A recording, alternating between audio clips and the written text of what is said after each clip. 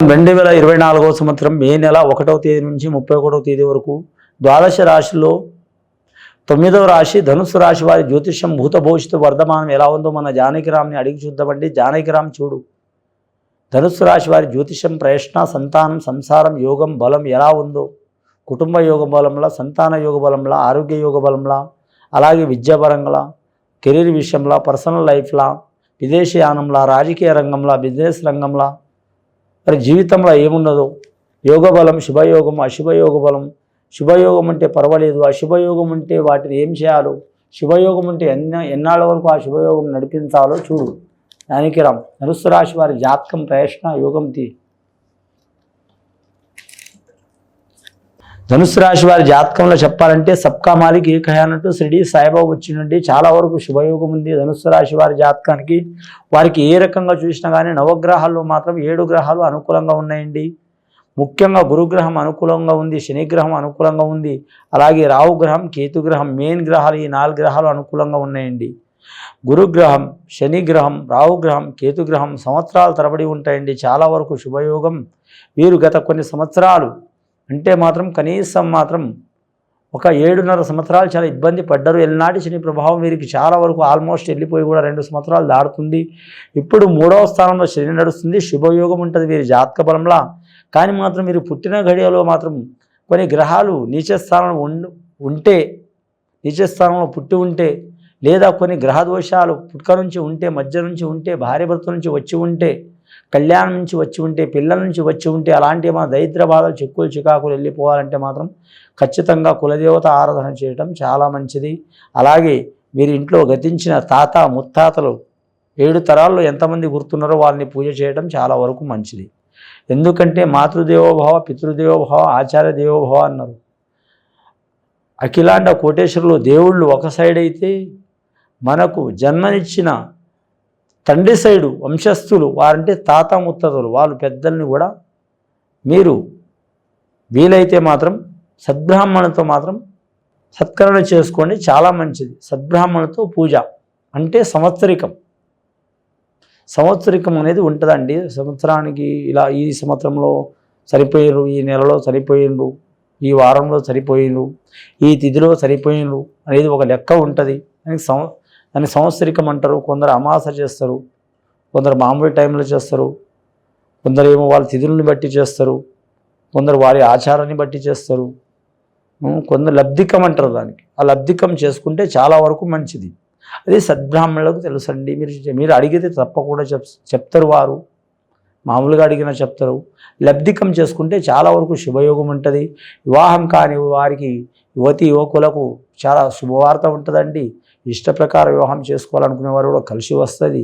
అలాగే మూల నక్షత్రం, సరస్వతి దేవత పుట్టిన నక్షత్రం వారికి చాలా అమోఘమైన యోగం ఉంది. పూర్వాషాఢ నక్షత్రం వారికి కూడా మాత్రం శుక్రమహారదర్శి లక్ష్మీదేవత పుట్టిన నక్షత్రం వారికి కూడా చాలా యోగ బలం ఉంది. లక్ష్మీదేవత పుట్టిన నక్షత్రం కాదు కానీ అండి, పూర్వాషాఢ నక్షత్రానికి కుబేరుడు, లక్ష్మీ అధిపతి వెంకటేశ్వర స్వామి వస్తారు కాబట్టి చాలా వరకు మంచిది.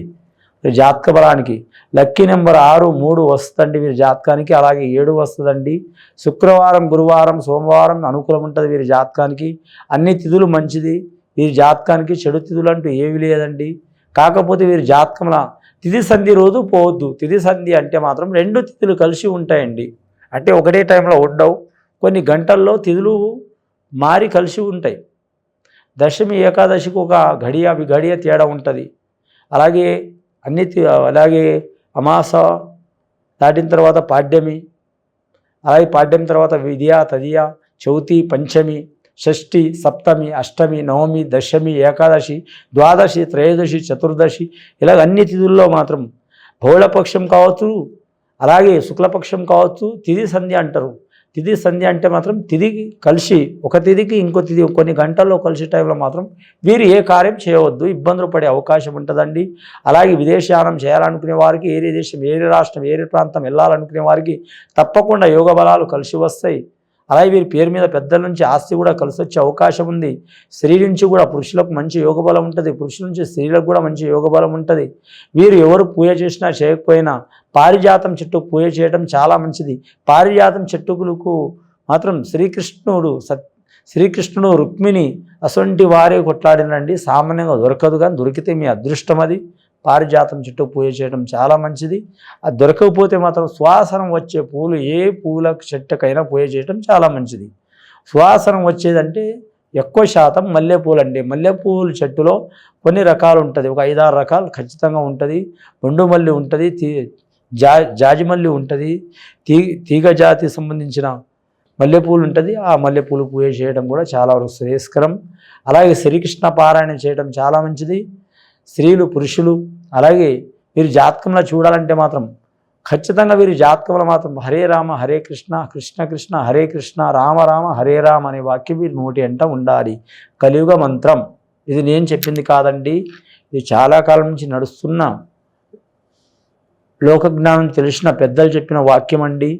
నేనేం గొప్పవాడిని కాదు, విని చెప్తున్నవాడిని తప్ప కానీ నేను చెప్తున్నవాడిని కాదు. ఇది కలియుగ మంత్రం. కలియుగ మంత్రానికి చాలా వరకు మంచి ఫలితం ఉంటుంది. హరే రామ హరే రామ, హరే కృష్ణ హరే కృష్ణ, కృష్ణ కృష్ణ హరే హరే, రామ రామ హరే హరే అని వాక్యం ఉంది. చెప్పేది ఆయనే, చేయించేది ఆయనే, అన్నీ చూసేది ఆయనే శ్రీకృష్ణుడు. కానీ ఒకే మాట, ఒకటే బాణం, ఒకటే ధర్మం రాముడిది. ముఖ్యంగా మాత్రం మీ జాతక బలాన్ని కలిసి వచ్చే అవకాశాలు ఉన్నాయి. అలాగే గవర్నమెంట్ ఉద్యోగస్తులకు తిరిగి ఉండదండి, రాజకీయ నాయకులకు తిరిగి ఉండదండి, ధనం విపరీతంగా ఖర్చు అయ్యే అవకాశం ఉంటుంది. కానీ మాత్రం ఈ రాశివారు సామాన్యంగా మాత్రం చెడు తప్పుడు పనులు చేయరు. మానవ జీవితం కాబట్టి తెలియకుండా పొరపాటు మనం ఎవరో ఒకరు చేస్తూనే ఉంటాం, నాతో సహా కూడా ఎవరైనా సరే. ఆ పొరపాట్లు తెలుసుకుని వారు సరిదిద్దుకుంటే చాలా మంచిది. వద్దు అనే ఒక అహంకారం ఉంటుంది తెలియకుండా మనకు. మనం చేసిన తప్పున్నా కూడా ఒప్పుకోరు, మేము చేయకుండా తెలియకుండా చేసినా అని అనుకుంటారు. అలాంటి అహం మీరు పెట్టుకోకండి, చాలా వరకు శ్రేయస్కరం ఉంటుందండి. ప్రతి మానవులు కూడా మాత్రం ఖచ్చితంగా కొన్ని ఇబ్బందులు, చిక్కులు, చికాకులు, దారిద్ర్య బాధలు ఉంటాయి. ఆ దారిద్ర్య బాధలు పోవాలంటే మాత్రం ఖచ్చితంగా మాత్రం మీరు శ్రీ వెంకటేశ్వర స్వామి దర్శనం చేయటం, షిరిడి సాయి దర్శనం చేయటం, లేదా మామూలుగా పూజ చేయటం చాలా మంచిది. ఇది విని చూసి ఆచరించే వారికి గొప్ప ఫలితాలు కలుగుతాయండి. శుభం భూయాత్.